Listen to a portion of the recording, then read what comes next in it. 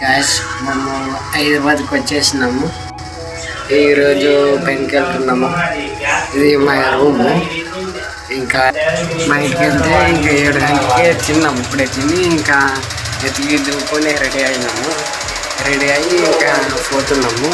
ఇంకా చెడ్డ మా మామ బాత్రూమ్ పోయినాడు. ఇంకా వచ్చేస్తున్నాడు. 5 నిమిషాలైనా వెళ్ళిపోతాం. మరి హాయ్ గాయస్, ఇంకా ఇతను మా బాబాయ్ ఇతను వచ్చినాము. ఇద్దరు వచ్చినాము.